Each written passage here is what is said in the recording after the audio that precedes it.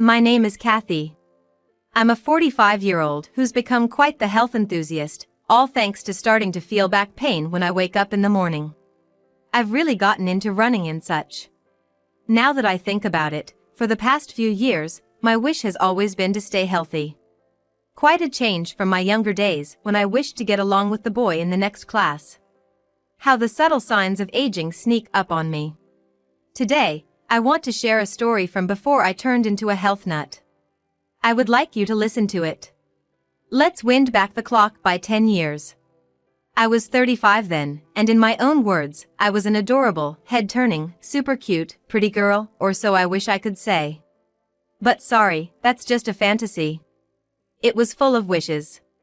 The real story is about when I quit my job and was diligently helping with house duties. Contrasting my drab life, my older brother, Steve, brought home a dazzling woman after announcing he was planning to get married. And by dazzling, I mean really glittery. She was wearing heavy makeup. Her lips shone with gloss. I worried if she might attract flies. Her hair was softly curled, giving her a relaxed vibe, and her nails were intricately designed, clearly done at a salon. I thought, wow, she's a pro. Not just some ordinary one. She brought a nightclub vibe right into our house. Even my parents seemed a bit confused. And I was right. Steve and this woman, Rachel, met at a nightclub. She was working there, and Steve bragged like it was some heroic tale that he had wooed her. But I doubt it was his charm alone. Steve looks every bit the rich guy. How? He's decked out in brand name stuff from head to toe, so much so that it's almost tacky. Glasses, suit, tie pin, belt, shoes. All designer brands. If a brand name laden guy like that came at me, I'd probably play coy too. I can imagine the Benjamin Franklins and Amex cards he must flaunt. No wonder Rachel showed him a smile just for him. It seemed unlikely for someone as plain and kind as Steve to land such a girlfriend. But, hold on, aren't I being too judgmental about Steve and Rachel? I think so. But it's also true that Rachel's flashy look and skimpy skirt made it hard to shake off that impression. Plus, I just found out she was only 20. I was 35. A younger sister-in-law, huh? I was confused about how to act towards Rachel. My mother looked pale, wondering about the age difference, while my father seemed resigned. Despite our confusion, Rachel cheerfully said she was looking forward to marrying Steve.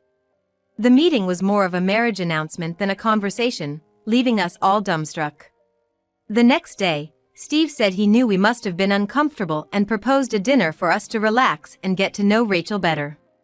I had to admit, we had judged her based on her looks and mannerisms without really talking to her.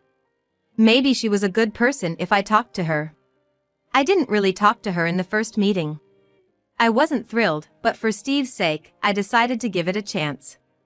My parents agreed, and the dinner was set for the following weekend. Surprisingly, the dinner went smoothly. Rachel, being in the hospitality industry, she knew how to engage even us, a somewhat plain family. We could follow the conversation easily since she included stories about Steve.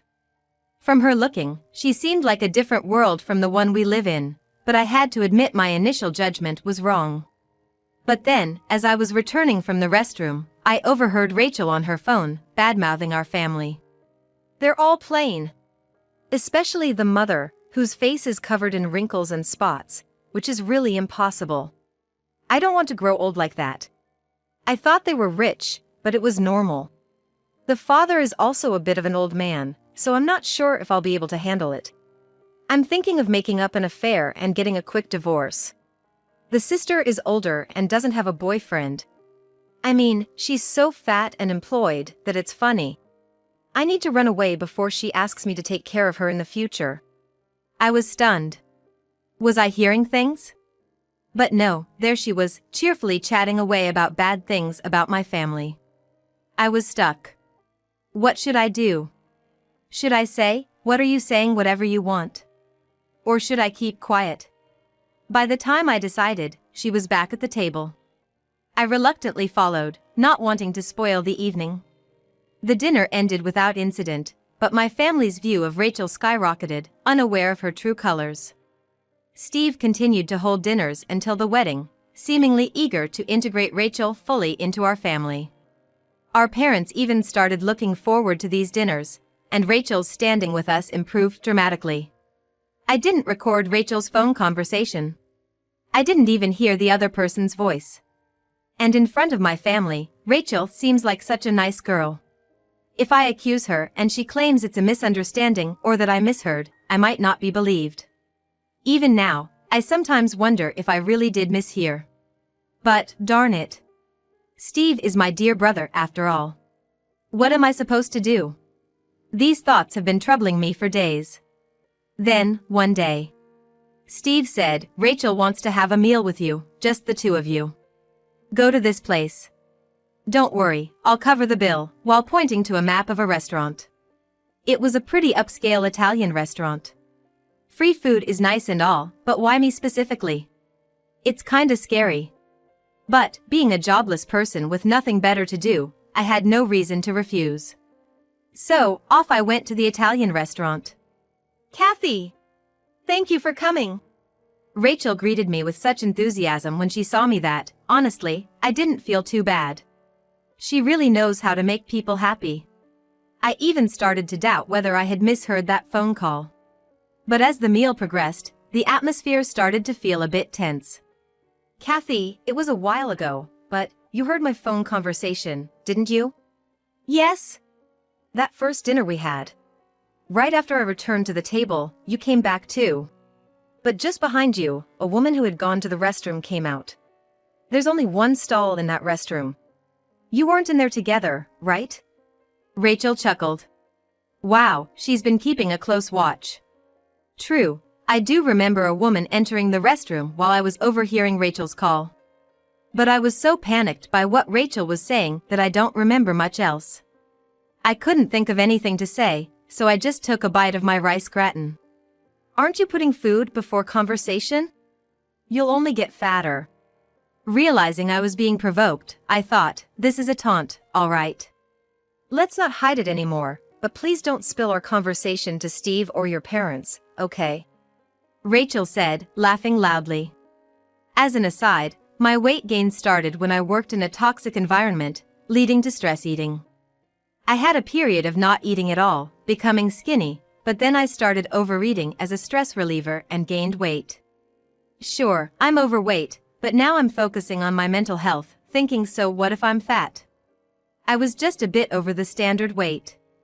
Living stress-free was what's important to me. I was okay with how I am, and I didn't see why Rachel should have a say. Especially since I was not causing her any trouble. You know, to be honest, I find you, and even your parents, kind of embarrassing. You get it, right? No way, how could I agree with being called embarrassing? Am I living in La La Land? I can't tell your parents not to come to the wedding, but Kathy, you don't have to force yourself. It must be hard to move around being overweight, right? I'll send you a wedding invitation just for formality, but please make an excuse and don't attend. Anyway, we'll accept your gift. Wow, does she think a jobless person like me has some big plans to miss my brother's wedding? And after coming all this way to this restaurant, she's saying moving is hard for me? No way. I wanted to punch her right in the face, but kept my cool and said, fine, I won't come, as you wish. But don't come crying to me later. After that, I left the restaurant. When I got home and told my parents, I'm not going to Steve's wedding, Mom panicked. What happened all of a sudden? Why would you say that? My father also looked puzzled. What's going on? Rachel told me. She'll accept a gift but doesn't want me at the wedding. Says I'm too embarrassed because I'm fat. Well, I paraphrased a bit, but it's essentially what she said. Really? Rachel said that? Their faces showed disbelief and confusion, like they couldn't believe it but also couldn't imagine I'd lie. I understand how you feel. I felt the same way until now. But listen to this. I placed a small recorder on the table. Right, I brought the recorder just in case, since it was going to be just Rachel and me at the restaurant. I really wanted some concrete evidence this time. So, when she asked if I had been eavesdropping on her phone call, I turned it on. Listening to the recording, my parents alternated between going pale and getting red with anger. After they heard everything, my father slammed his fist on the table and yelled, "She's making a mockery of our family." I didn't want to add fuel to the fire, but I had to share the necessary information. I told them that I'd been wary of Rachel from the beginning because she had said similar things at the first dinner. My mother buried her head in her hands, lamenting, what a troublesome daughter-in-law she's turned out to be. "No, she's not yet, Mom. Steve hasn't registered the marriage." My parents looked shocked at my words. "What do we do about the wedding then? If we cancel now, won't Steve be stuck with the cancellation fees?" My father asked, worried. "Don't worry, I have a plan. Steve won't lose a penny." I said this confidently. We split up and started calling Steve's relatives and friends who were invited to the wedding. We needed to tell them to cancel their attendance. To make sure everyone understood the situation, I set up the recording to be accessible online. Of course, I explained what happened verbally, but for those who found it hard to believe, they could listen to Rachel's words themselves. It was a case of hearing is believing. While calling, we apologized for having been too lenient in choosing a daughter-in-law and for dragging everyone into this mess, sincerely explaining why we wanted them to not attend. I won't lie, I was nervous. It felt like exposing our family's embarrassment, and I feared that no one would agree to such an outrageous request, possibly severing ties with relatives. But when we pleaded, "We want to help our dear son, it's selfish but please cooperate," surprisingly, everyone readily agreed. They even reprimanded us, "You can't let him marry someone like that. It makes sense." As it turned out, our relatives and Steve's childhood friends we could reach all decided to skip the wedding. We also informed the venue about the situation, explaining that everyone on Steve's side, except for work acquaintances we couldn't contact, would not be attending. Although it was a huge inconvenience, they understood, saying, "It's a major life event, after all." I think it was more the wedding planner's kindness than the venue's official stance. We probably caused them a lot of trouble behind the scenes, but I'll never forget their understanding. Next was Steve. We waited until 3 weeks before the wedding, at the last minute, to tell him that everyone was bailing.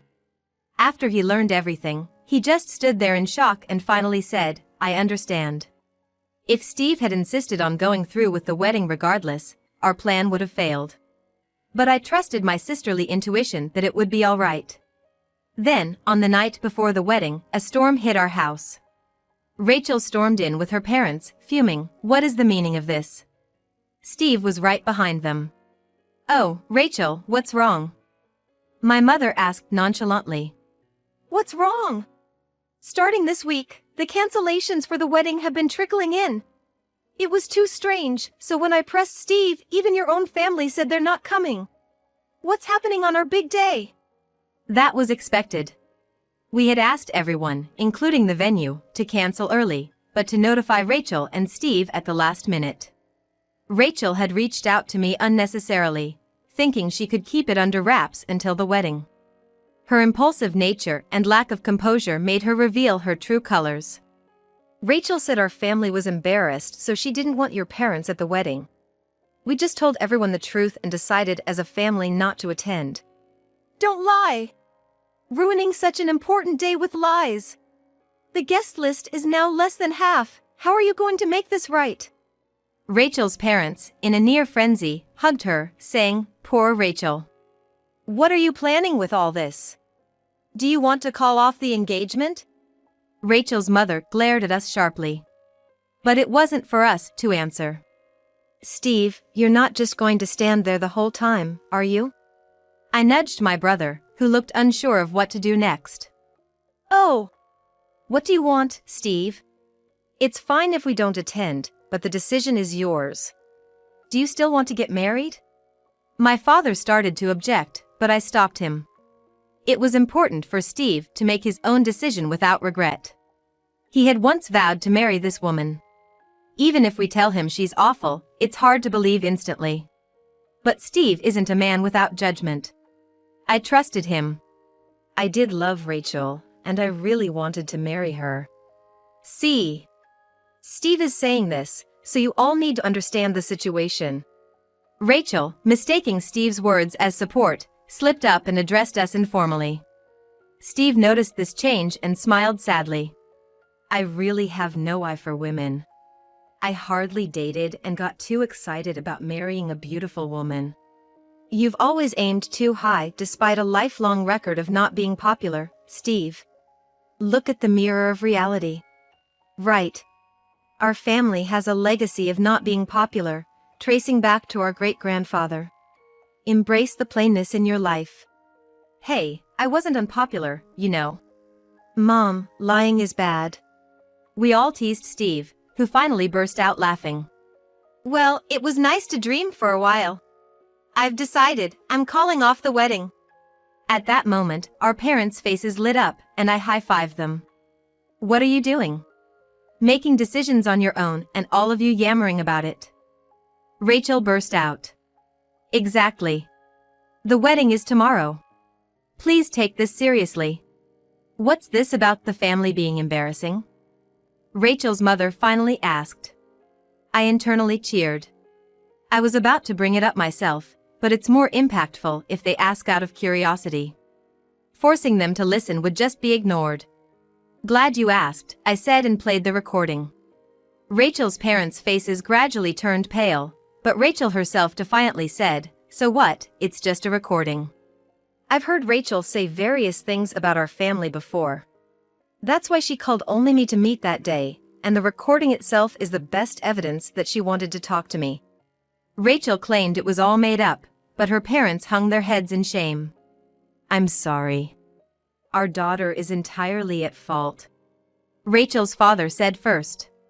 We let her grow up too freely, causing trouble for you. I'm sorry. He apologized deeply, causing a bewildered Rachel to say, Wait, Dad. Why are you apologizing? Apologize right now. Rachel's mother raised her voice. I can't believe she turned out to be such a rude daughter. We believed in you and came here, only to be embarrassed like this. Don't make us apologize. What? Even Mom's against me now. That moment. Then, with tears in his eyes, Rachel's father slapped her cheek. Enough. Demanding large sums of money from someone's sister, mocking the family of the man you were going to marry. When did you become so disgraceful? Don't forget, you almost ruined Steve's life. Behind Rachel's father, who was laying down some harsh truths, Steve looked like he wanted to say, my life won't be ruined by this. Don't make a mess on your own. Seeing Steve's laid-back reaction, I almost laughed. It felt like our family's trait was showing through. Steve, Kathy, and everyone. I'm truly sorry for everything that's happened. Perhaps feeling that wasn't enough, Rachel's father apologized again and again. We had no idea Rachel was being so disrespectful, not knowing makes it even more shameful. Just apologizing isn't enough to atone for the embarrassment and trouble we've caused. To be honest, I didn't feel embarrassed, but Rachel's father's sentiment was painfully clear. Let's cancel the wedding. What? But the wedding is tomorrow. Won't we have to pay the full cancellation fee? So what? We should be thankful it can be resolved with money. You've done something that warrants being scolded here and now. You should be grateful to Steve and his family for not doing so. Rachel's father yelled, red-eyed with anger, while her mother repeatedly apologized to us. Wait, Dad, I can't pay that. We will pay. You'll take however many years necessary to repay us. And from now on, we're cutting ties with you. A joke, right? Rachel, desperately pulling on her father's clothes, pleaded, Hey. Why am I being thrown out? Dad, do something, Mom too. You don't understand why you're being cast out, and that's why it's happening. If you understood, none of this would have happened. Rachel's mother said, looking at her with contempt. No way. Rachel collapsed, overwhelmed by the situation. I couldn't help but feel a bit smug at this unexpected turn of events. Serves her right. Even if I'm plain and was once overweight, I have my own strengths. Underestimating me comes with a price. Steve and everyone. Don't worry about the cancellation. We'll cover all the expenses incurred so far. I almost smiled, relieved at how smoothly things were going, but maintained a solemn face, thanking them.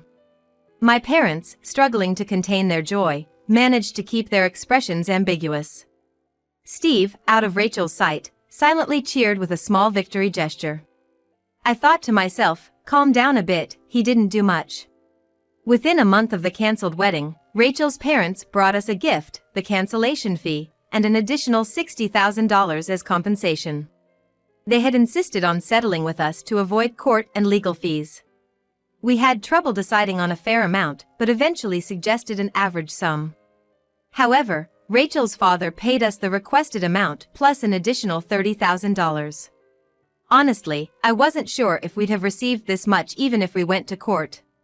Life isn't always like a story. Sometimes, you have to accept less than ideal outcomes. We're grateful for Rachel's parents' sincerity. As for Rachel, her parents took all her savings to cover the repayment and kicked her out with nothing. She hopped between friends' houses and sometimes resorted to sleeping in stations, almost homeless. Her parents accepted this as her just desserts, a tough love approach to teaching their once spoiled daughter a lesson. I think he pushed the lion cub down the valley with extraordinary determination. Once a month, she shows up to make payments, so we know she's alive, her parents said with a complex smile. Fast forward 10 years. Steve, determined to get married, actively engaged in matchmaking and married a woman who worked in a restaurant and was an excellent cook. Being a food enthusiast, Steve was literally won over by her cooking. Now married, they rarely eat out, with Steve eagerly returning home for his wife's cooking. As for me, I had enough of corporate life and became a freelance translator. My previous job, dealing with foreigners, gave me a good language foundation. Realizing the demand for freelance translators, I studied hard and achieved my goal.